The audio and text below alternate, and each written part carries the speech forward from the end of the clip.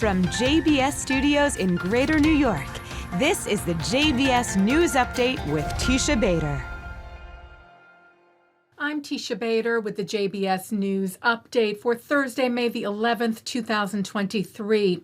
We open with the situation in Israel and sadly the country's first fatality to report to you, as a rocket launched from Gaza made a direct hit on an apartment building in the city of Rehovot. The Times of Israel citing Israel police saying one person was killed, found under the rubble of the building. 4 others injured. Cities and towns in the country's south and central regions continue to be under attack throughout the day today from Gaza and into the night. The IDF said as of 2:30 p.m. local time in Israel this afternoon, Palestinian Islamic Jihad terrorists had launched 547 rockets and mortars from Gaza at Israel, 394 of which entered Israeli territory, 124 falling short, landing within Gaza, harming Gazan civilians. The Iron Dome and David's Sling intercepted 175 of the rockets, stopping 95% of those headed for populated areas. But as we reported, some rockets did make landfall in populated areas and damaged homes, vehicles, and property. In addition to the hit in Rehovot, Times of Israel military correspondent Emmanuel Fabian reported a woman in her 80s was lightly hurt by shrapnel in a rocket strike in a town in Israel's south.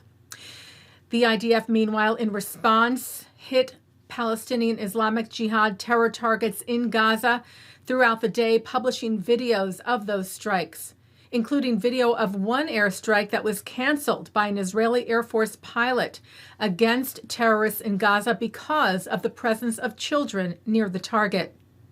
The IDF said in an airstrike today it killed Islamic Jihad deputy commander of the terror group's rocket forces, saying he was directly responsible for the barrages of rockets fired toward Israeli civilians in the last few days.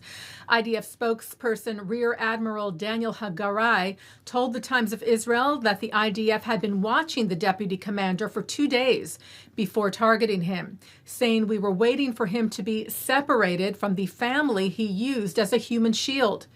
Israel's Defense Minister Yoav Gallant saying after the hit, we proved once again that whoever is responsible for firing into Israeli territory will pay the heaviest price there is. Gallant also shared earlier today that his mother, Fruma Gallant, passed away this morning. Peacefully, he wrote, surrounded by her children and grandchildren. Fruma Gallant was a Holocaust survivor who was a passenger on the ship the Exodus in 1947. A delegation from Egypt is trying to advance ceasefire efforts to stop the attacks and stabilize the situation. The Times of Israel cited an Israeli official saying that Egypt's President Abdel Fattah el-Sisi and intelligence chief Abbas Kamel were personally involved in the efforts, and that Israel has told them that quiet will be met with quiet. Assistant to the President for National Security Affairs Jake Sullivan spoke with Israeli National Security Advisor Tzachi Hanegbi yesterday about the situation. A readout from the White House said Sullivan reaffirmed the administration's ironclad support for Israel's security, as well as its right to defend its people from indiscriminate rocket attacks. Sullivan, the White House said, also noted continued regional efforts to broker a ceasefire and emphasized the need to de-escalate tensions and prevent further loss of life. Jewish organizations are sharing their support and solidarity with the people of Israel.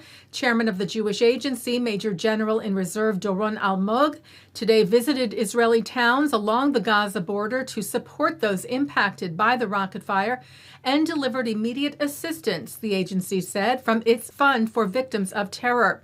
Almog also visited absorption centers housing new Olim, new immigrants to Israel, including in Ashkelon, that has been under heavy rocket barrages throughout the day today, where many of those new immigrants are facing rocket fire for the first time. Almog saying of the support, this is an expression of the unconditional love that the global Jewish community has for the state of Israel and its citizens, both in times of normalcy and emergency. And we will have more for you on the current situation in Israel coming up right after this newscast tonight. Taking a look now at our programming for tonight on JBS at 7 o'clock. Amid the recent barrages of rocket fire from Gaza, Benjamin Anthony hosts a MirYam Institute situational update that includes discussion of Iran's involvement, the difference between Hamas and Islamic Jihad, and the history behind the withdrawal from Gaza. At 8, Shahar Azani is joined by members of JNF's Caravan for Democracy and faculty fellowship programs to discuss the initiatives that inspire and empower them on everything Israel. At 9, Yossi Ron is on L'chaim. At 10, Daniel Gordis talks about the significance of the Balfour Declaration. And coming up next, as I mentioned, Shahar Azani speaks with Amir Avivi, founder and CEO of Israel's Defense and Security Forum, who shares insights on the global context of Israel's anti-terror operation and what lies ahead. And that's the JBS News Update for Thursday, May the 11th, 2023.